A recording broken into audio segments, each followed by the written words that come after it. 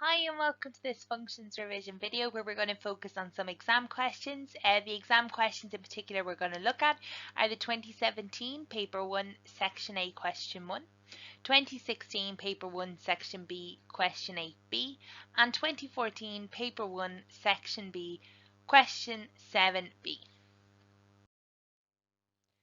So the first question we have is to write this function f of x, which is equal to 2x squared minus 7x minus 10 in the form a bracket x plus h to be squared plus k. So this is called completing the square. So this question hadn't come up like this before. It come up once before, and it was looking at a quadratic that had the coefficient of x squared as 1, so it was slightly easier. This time, because of that 2 there, that's going to cause, well, it's going to make it just that little bit more difficult. So let's take a look at it and see how we can go on. So we have f of x equals 2x squared minus 7x minus 10. Now, the first step of completing the square is taking the square root of the first term. Now, because there's a 2 there, straight away we know, well, actually, that's not going to give us a perfect answer. It's not going to give us a whole number answer because 2 is not a perfect square. So what we're going to do, just to make our lives easier, is going to pull that 2 out. So we end up then with x squared minus 7 over 2x minus 5. Now, some people like to work in decimals. My advice would be to stick to fractions, but it is up to you. It is slightly easier to work in fractions, but I know some people really dislike working with them. So the same, it will work okay with decimals, but you will be reliant a lot more on your calculator as we like square numbers or as we divide numbers. So now let's look what's in the square bracket, and we're going to complete the square in what's in there. So if I open my bracket, I take the square root of the first term, which is just x. I then look at my middle term, which is minus 7 over 2x, and that will always guide my sign. So this is definitely going to have a negative sign, and it's going to be some number squared. Okay, so to figure out what else should go into the bracket, I'm going to work over here to the side, and I have minus 7 over 2 times x. Now this is my middle term, so when we square out a number, or when we square out a bracket, we'll look for, well, first of all, square the first, then we will first by the second and double it, and then the third piece is square the last. So this is the first by the second, and then we double it.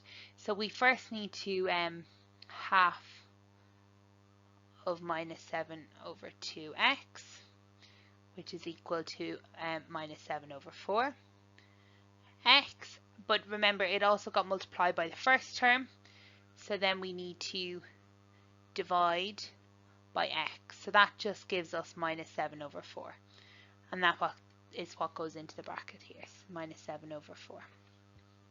Okay, now because we have created a square bracket that wasn't there before, we then have to take away minus 7 over 4 squared, and we still have the minus 5 from earlier. So now we need to clean up, so 2 times x minus 7 over 4 squared. This will give us minus 49 over 16 minus 5. We're going to clean up our number here, so that's x minus 7 over 4 all to be squared, and when we clean this up we should get 129 over 16. So we're nearly finished, but notice how in the initial question here there was an a bracket and then plus a k. Now we have these square brackets, so we're going to multiply out the square brackets to get rid of them. So it'll be 2 by this bracket here, and it'll be 2 by minus 129 over 16, which is minus 129 over 8. So that is your answer. The next question is asking, write the minimum point of f, and notice the word hence. So basically they're telling you that you can actually use what you have in the previous part. So when you've done this before, you would have learned that there's really important things that we can do with this, this form of a quadratic. So we take this term here, okay, and this gives us minus the x coefficient, and this piece here gives us the y, and that's of the minimum point. So the minimum point is going to be xy. So we always have to change our sign here, so we end up with 7 over 4, and it'll be minus 129 over 8. So very quick part there. The next question, part C, asks us, explain why f must have 2 real roots. Now, there are 2 ways to do this, and I'm going to work off the way that we'll always be able to use. So that's using this thing called the discriminant. Okay, and if you can remember, that's b squared minus 4ac. So if you remember your minus b formula, it's the little piece under the square root. So we have minus b plus or minus the square root of b squared minus 4ac. So if we work out the discriminant of this, our b in this case is 7. We're going to square it, minus 4 times 2 times minus 10. Now, the ABC refers to ax squared plus bx plus c equals 0. So it refers back to the coefficients in the initial quadratic.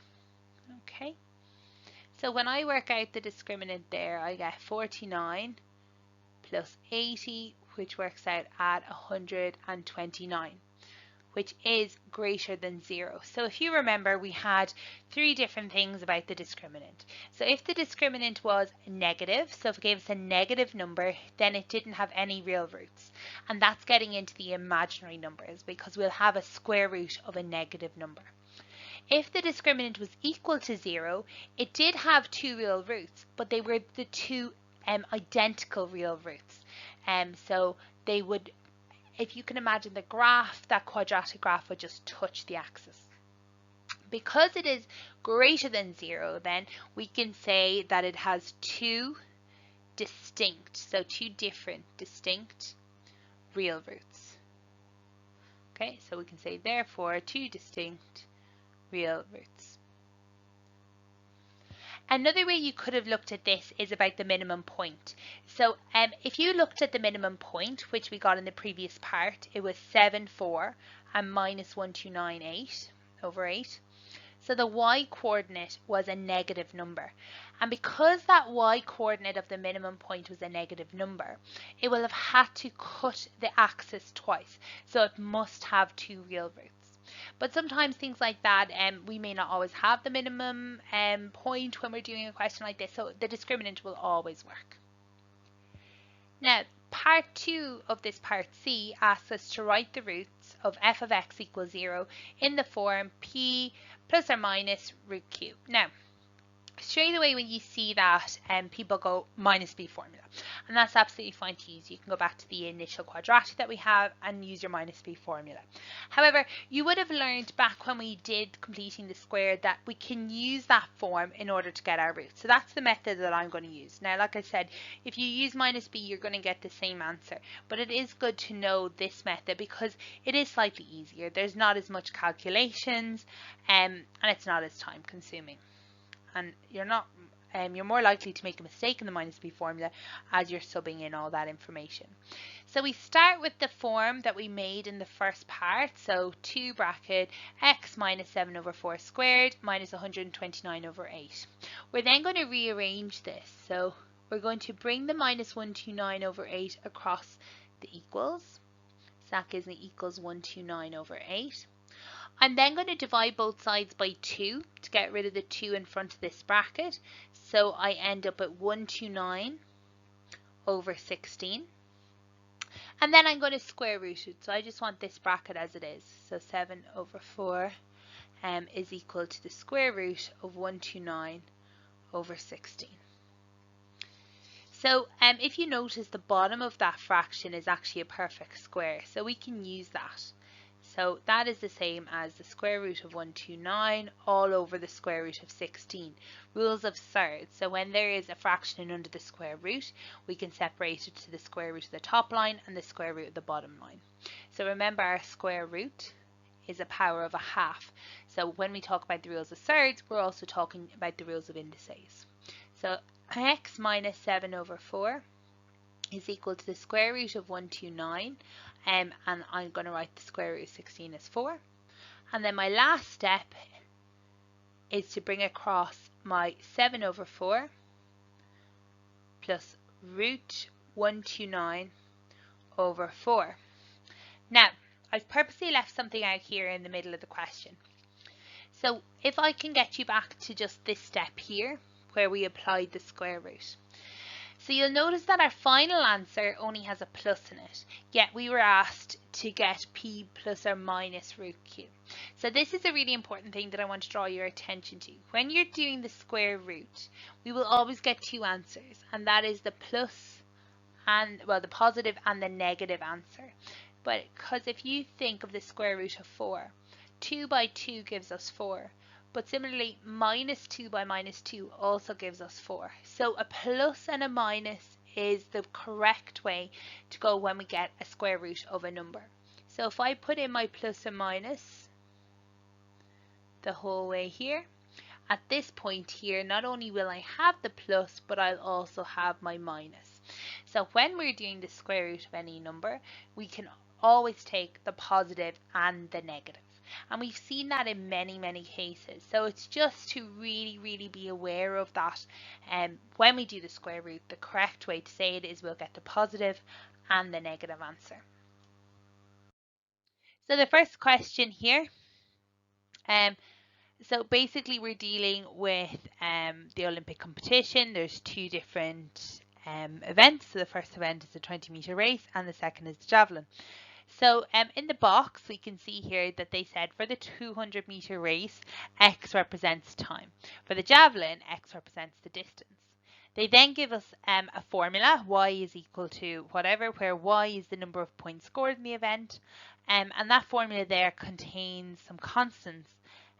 So we have our A, our B, and our C. So they've been given for each of those.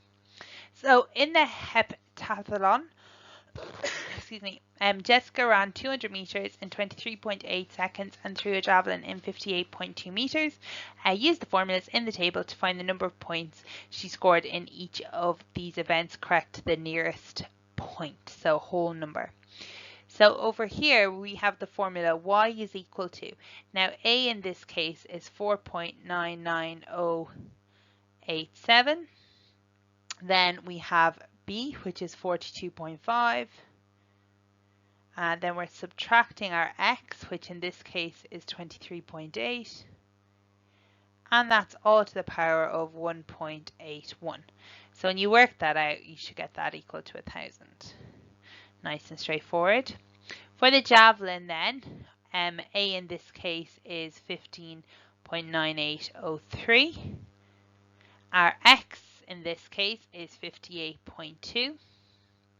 And we're subtracting our b, which is 3.8, and it's a power of 1.04. When you work that out, you get y is equal to 1020. So they can go straight into the calculator. So part 2 then, the world record distance for the javelin would merit a score of 1295. So we're basically trying to find that distance. So we need to work with the javelin formula, which is y is equal to a bracket x minus b to the power of c. Let's fill in what we know. Well, this time we know that y is 1295. So they've told us that's the score. Our a hasn't changed. So that's 15.9803. We have x minus b, 3.8, and c is 1.04. So to work with this, we're going to divide both sides by the 15.9803. So 15.9803, and we're left with a bracket, x minus 3.8 to a power 1.04. Now, this caused a lot of problems for people. There's two methods to do this. You can use logs. I wouldn't be inclined to use logs. I will go down the route of using roots.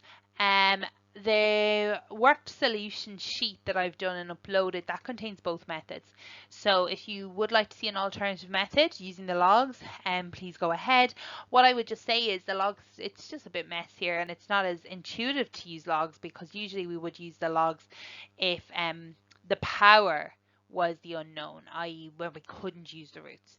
But I know many people tried to use it, so that's why I showed it. But here I'm just going to go down using the roots. So if that was a squared, so imagine if that was x minus 3.8 to the power of 2, what we would do to get rid of that would be square root. So I suppose what's the opposite to a power of 1.04? Well, it's the root of 1.04. Or you can think of that as an indice where we're using the reciprocal instead. So this is what we can put into the calculator. So make sure you know where that root button is. And when we work that out, we basically end up with x is equal to 72.2343, and they've asked us to round it to 2 decimal places, so we best do that. X is equal to 72.23 meters. Okay, so please try not to use trial and error or anything like that here, and we can work this out exactly. Please don't forget about that root, the idea of being able to use the root when we know the power. Again, if you want to see the logs, you can go over to the work solutions. So the third part of this question is asking us about an 800 meter race. So they said it's the same formula. So the formula we had is a bracket b minus x to the power c, but they've changed some of the bits. So the points in this case is 1087. A in this case is 0.11193. B is 254. And we don't know what c is. So I need to subtract x. And remember that x equals the time. Now they've given us the time and they've said it's 2 minutes and 1.84 seconds. But if you go back to the initial question, the time has to be in seconds. So we need to convert that. So 2 minutes, that's 120 seconds, plus 1.84 seconds, which gives us 121.84 seconds. So that's what we're putting in here. So 121.84, and that's all to the power of c. And that's what we're looking for in this case. C correct to 2 decimal places. So what we can do here is 1087 and divide that by 0.11193 is equal to, and if we clean up that bracket, we get 132.16 to the power of c. I'm just going to clean this up slightly, so we get 9,711.426785. That's 132.16 power c. Now, because that unknown is in the power, we do have to use logs. What we're going to have then is that conversion formula. So we have log to base 132.16 of 9711.426785, and that will give me c. So when we work that out, we get 1.879818483. And again, we're rounding to 2 decimal places, so c is equal to 1.88. Using the circle method here, remember we always start at the base and we draw our circle. And that becomes 1, 2, 3. So that's how we convert it to the log, or you have your formula in your log tables to help you do that. The 2014 Paper 1 Section B, Question 7, and we're just looking at Part B of this question. So ADEC is a rectangle with AC, the length of AC equal to 7 meters, and the length of AD given to 2 meters as shown. B is the point on AC such that the length of AB is 5 meters, and P is the point on DE such that the length of DP is equal to X. So the only thing that they haven't really shown us is that AC is equal to 7, but if you look at A to B and B to C, you can see that they do add up to 7. So let f of x equals PA, the length of PA squared, plus the length of PB squared, plus the length of PC squared. And we want to show that the function is given by this. And notice that it says for x between 0 and 7, where x is an element of R. Given that the rectangle has side of length x, like 7, and part of the side, so d to p, is x, they're basically saying, well, x cannot be bigger than 7 because then it's not this rectangle. So we have a PA squared, PB squared, and PC squared. So the first thing I'm going to do is I'm going to join all these together and start seeing what's going on. Okay, so we have right angle triangles popping up here, and that will give us a link to this idea of PA squared. So here's the first triangle I'm looking at, and PC squared. Okay, so they're the first two triangles I'm going to focus on. I'm going to just put in for my triangle that this is 2. The length of P to E, if the whole thing from A to C is 7, then so is D to E. So this is 7 minus x. And in that triangle ADP, we have 2 meters and x meters on the sides already. So let's start with PA. So PA squared, the hypotenuse squared, is equal to x squared plus 2 squared. So I'm applying Pythagoras' theorem looking for the hypotenuse. I'm going to just clean up the right hand side. And usually we would square root it to find the hypotenuse, but we are looking for PA squared, not PA, so there's no reason to square root that. If you do square root it, you're just going to have to square it again, so you're just doing an extra 2 steps you don't need to do. Let's work the same with PC. So PC squared is equal to 7 minus x squared plus 2 squared.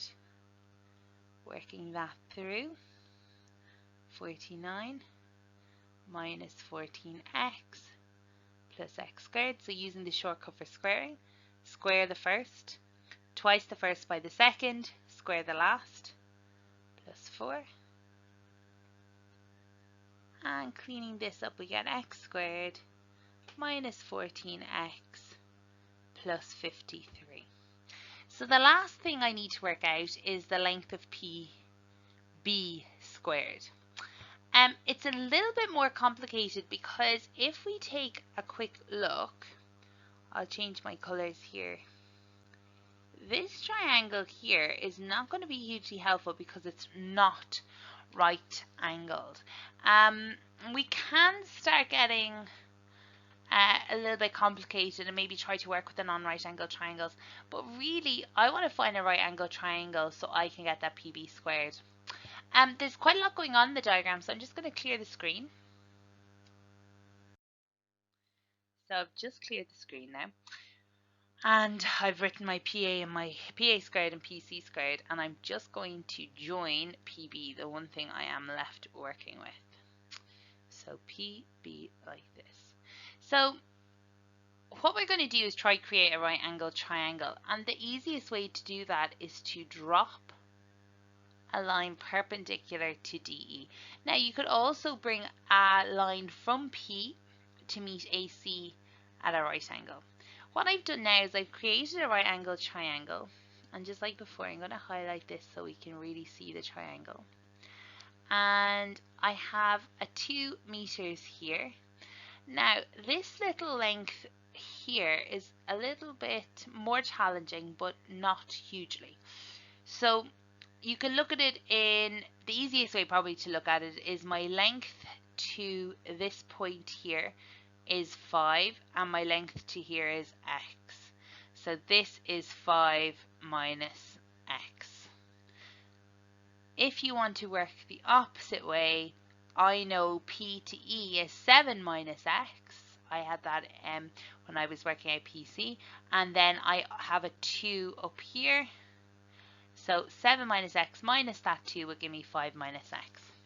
So let's go work out PB. So PB squared is equal to 5 minus x squared plus 2 squared. So you get 25 minus 10x plus x squared plus 4. Cleaning that up, x squared minus 10x plus 29. And that is PB squared. So now the thing we're trying to work with at this point is the sum of these.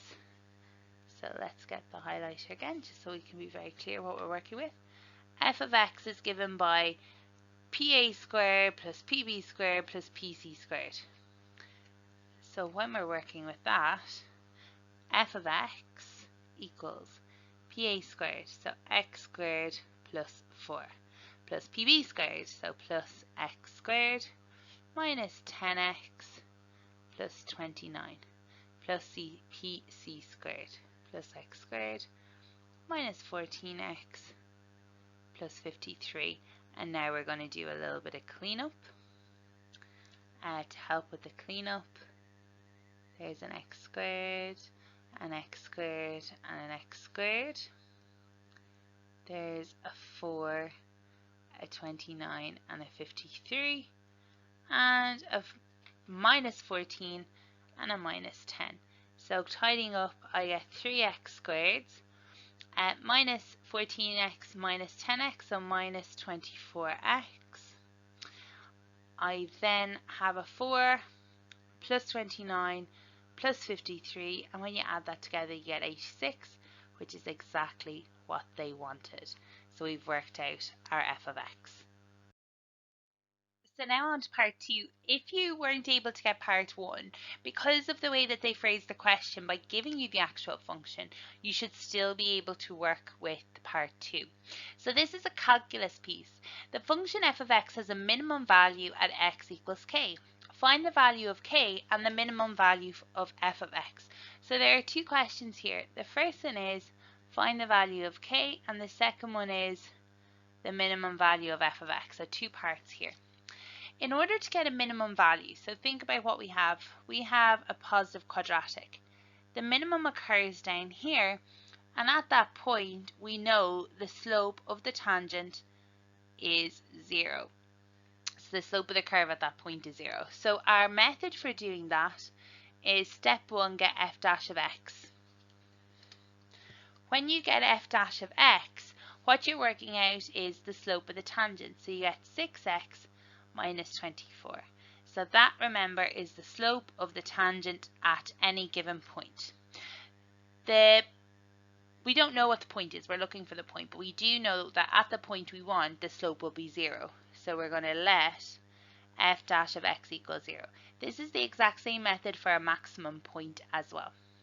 Minus 24 equals 0, 6x equals 24.